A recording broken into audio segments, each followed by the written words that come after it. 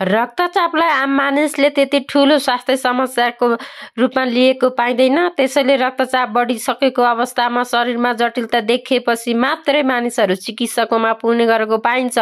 उच्च रक्तचापलाई अलि चासो दिए पनि कम रक्तचापलाई खासै चासो दिएको पाइँदैन। तर कम रक्तचाप अहिलेको धेरैका लागि आम स्वास्थ्य समस्या बनिसकेको छ। व्यस्त दिनचर्याका कारण अधिकांश मानिस स्वास्थ्यमा ध्यान दिनबाट चुकिरहेका छन्। यो सँगै बढ्दो उमेरसँगै रक्तचापसँग जोडिएका स्वास्थ्य समस्याहरू हुन थाल्दछन्। रक्तचाप कम हुने कारण लक्षण र यसबारे आज हामीले तपाईहरुलाई बताउन गइरहेका छौं। शरीरका महत्त्वपूर्ण अङ्गहरू सञ्चालन र सक्रिय बनाउनको लागि अवस्था अनुसार रक्तचापले काम गरिरहेको हुन्छ। तर कतिपय अवस्थामा आवश्यकता भन्दा बढी र कम रक्तचाप हुँदा मुटु, मृगौला र ब्रेन जस्ता अङ्गहरूमा गम्भीर असर पुग्छ। शरीरमा रगतको सञ्चार हुने समयमा रक्तनलीको भित्तामा पर्ने दबाव नै रक्तचाप हो। शरीर सञ्चालनका लागि महत्त्वपूर्ण अङ्ग ब्रेन, मृगौला, मुटु लगायत पुरै शरीर सक्रिय रहन रक्तचाप उचित अवस्थामा हुन आवश्यक हुन्छ। सामान्य अवस्थामा रक्तचाप 120/80 हुनुपर्दछ। माथिको 100 देखि 140 सम्म र तलको 60 देखि 90 को रेन्जलाई पनि सामान्य मानिन्छ। माथि 120 देखि 140 र तल 80 देखि 90 को बीचमा गयो भने बोर्डर लाइन भनिन्छ। माथि 140 कट्यो भने हाई र तल 60 मा झर्यो भने लो भएको बुझिन्छ। तर रक्तचाप व्यक्ति अनुसार फरक हुन्छ। सबैको एकै किसिमको रक्तचाप हुँदैन। शरीरको आवश्यकता अनुसार हार्मोन सिस्टमले रक्तचाप बढाउने र घटाउने काम गर्दछ। कस्तो बेलामा बढी र कम हुन्छ त रक्तचाप? ब्लड प्रेसर सुतेको बेला कम हुन्छ। सुतेको समयमा रक्तचाप 90, 60, 80, 50 पनि हुन सक्छ, किनकि सुतेको समयमा हामीलाई अक्सिजन धेरै चाहिँदैन। मुटुले पनि आराम गरेको हुन्छ। यो राम्रो कुरा हो। हाई प्रेसरका काम गर्यो भने मुटु छिटो ड्यामेज हुन्छ। त्यसैले प्रेसर लो भएको राम्रो मानिन्छ। हात खुट्टाले परिश्रम गरेको छैन भने थोरै प्रेसरले पनि काम गर्छ। जब मानिस परिश्रम गरेको हुन्छ, जस्तै दौडा, एक्सर्साइज गर्दा हात खुट्टा बढी चलाएको छ भने प्रेसर बढी हुन्छ वा चाहिने हुन्छ। यस्तो समयमा शरीरको प्रेसर पनि बढी हुन्छ। सामान्य व्यक्तिको पनि सुतेको समयमा भन्दा उठेको बेला प्रेसर बढी हुन्छ। बोल्दा, काम गर्दा, आत्तिँदा, झगडा गर्दा प्रेसर बढ्छ।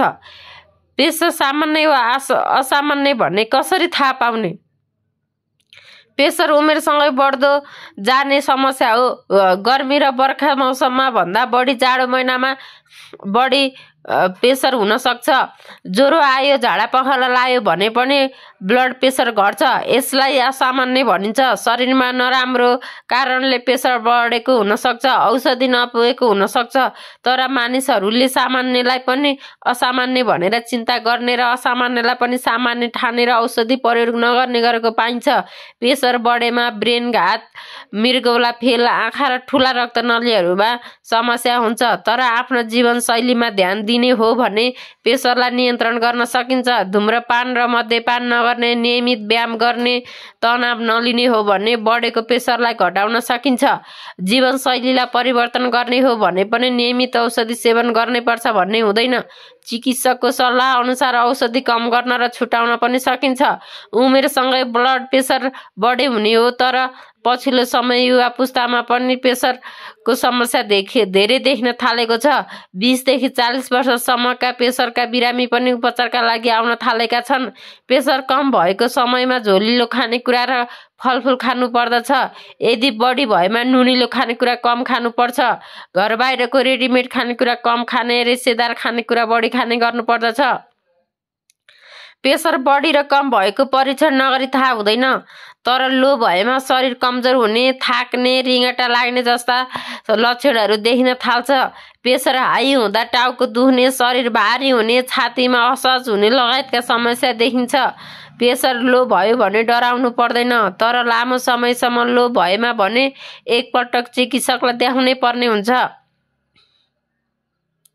लो प्रेसरलाई हाइपोटेन्सन पनि भनिन्छ। यदि तपाईको ब्लड प्रेसर 90-60 mmHg छ भने यसलाई ब्लड प्रेसर कम भएको मानिन्छ। सामान्यतया हाम्रो ब्लड प्रेसर 120-80 mmHg हुनु पर्दछ।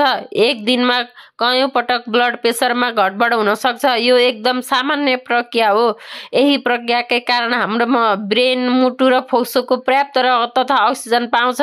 व्यक्ति कुन शारीरिक पोजिसनमा बसिरहेको छ भन्ने कुराले पनि प्रेसरमा फरक पारिरहेको हुन्छ। उदाहरणका लागि सुतिरहेको समयमा या जुरुक्क उभिएपछि ब्लड प्रेसर कम हुन्छ। यसमा चिन्ता लिनुपर्ने विषय छैन।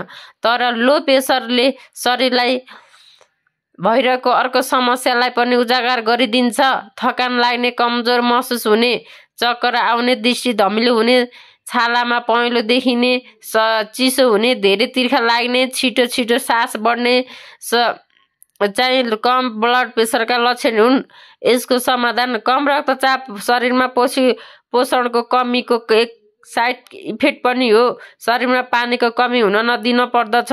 त्यसैले निर्जलीकरणले रक्तचाप पनि काम गर्दछ। दिनमा कम्तीमा 7-8 गिलास पानी पिउनु जरुरी हुन्छ। सामान्य भन्दा बढी नुनिलो खानेकुरा खानु पर्दछ।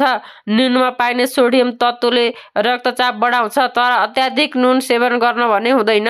अदुवा, कागती र नुन मिसाएर बनाएको मिश्रण दैनिक सेवन गर्नाले रक्तचाप बढाउन सक्छ। नियमित गाजर खाँदा पनि रक्तचाप बढ्छ। त्यस्तै खजुरको सेवनले समेत रक्तचाप नियन्त्रण हुन्छ। अनारको नियमित, चुकुन्दरको नियमित सेवनले पनि स्वास्थ्यका लागि निकै फाइदाजनक छ। यसले कम रक्तचापको समस्या न्यूनीकरण सहयोग गर्दछ। त्यसैले स्याउ, केरा, खरबुजा जस्ता फलफुलहरू खाँदाखेरि लो रक्तचाप हुनबाट बच्न सकिन्छ।